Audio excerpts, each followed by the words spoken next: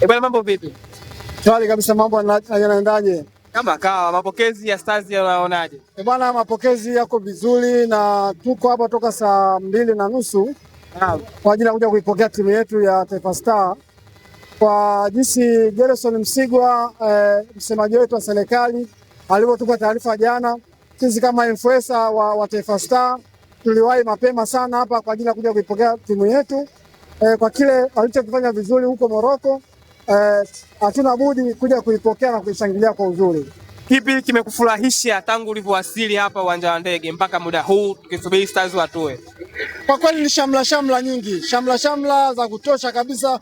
Watu nyuso zao, unaona kwamba nyuso za Watanzania wengi waliokuja hapa ni nyuso zenye furaha kubwa sana, ambao zimekuja hapa hazina kinyongo. Kwa hiyo ndio maana yani mimi mwenyewe nimefarijika kwa kuwa furaha ya Watanzania waliofika hapa, nyuso zao zimefarijika, watu wana shamla za kutosha, watu wana vibe la kutosha. Kwa hiyo kikubwa zaidi ni furaha iliyotuleta hapa sisi wote mafansi na washabiki wa timu ya taifa kawaida na Watanzania kwa ujumla, wameletwa hapa na timu yao pendwa.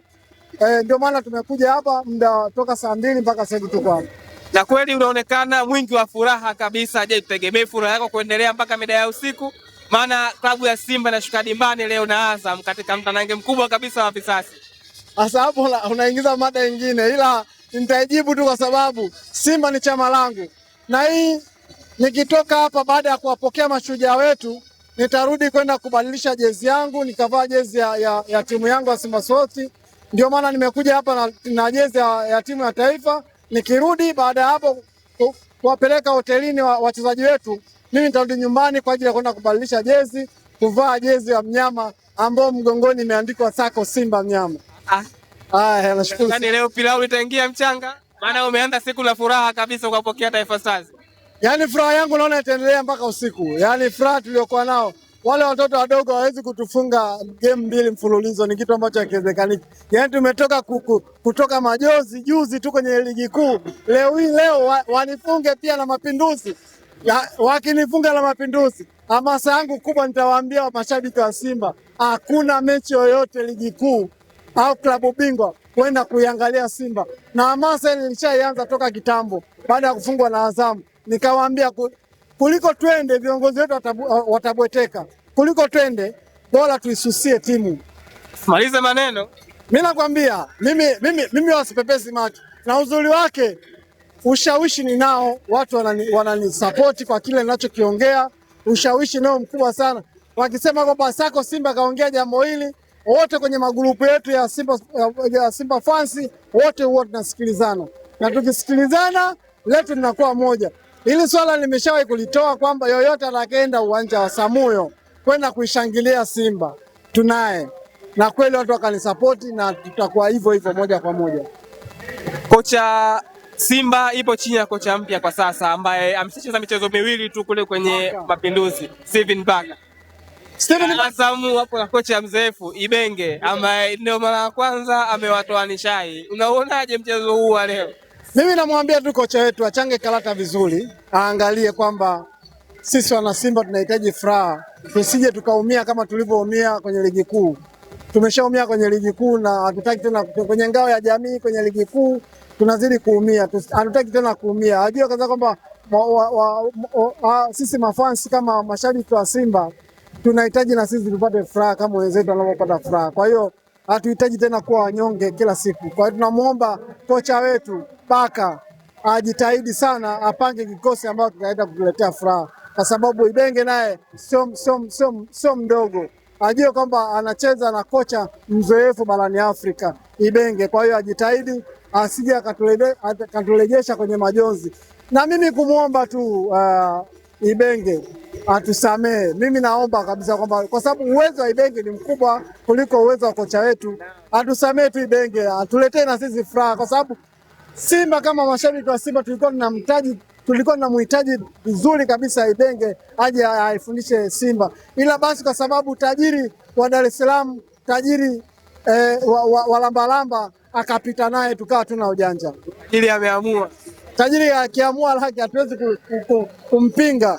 Sisi tajiri yetu sisi hatujui kwamba tajiri yetu anatufelisha wapi. ila tunaomba tu kwamba tajiri kama anatusikia ajue kaza kwamba tunahitaji na sisi furaha irudi Simba.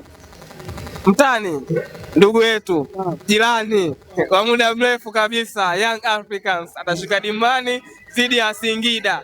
Je, unaiona dabi tena ikirejea kule visiwani Zanzibar? Mjomba na shangazi ule, mjomba na shangazi, lazima tu, yani lazima Singida amwachie mjomba. Kwa nini?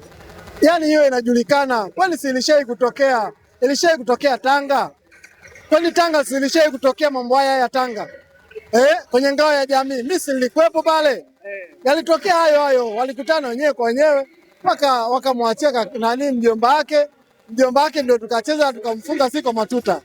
Kwa kumalizia tu, kwa michezo michache ulioiona klabu ya Simba chini ya kocha Steven Becker, licha ya kwamba wachezaji wengi sana hawakuwepo katika majukumu ya timu zao za taifa, je, unaona mkivuka hatua ya makundi klabu bingwa? Haniridhishi.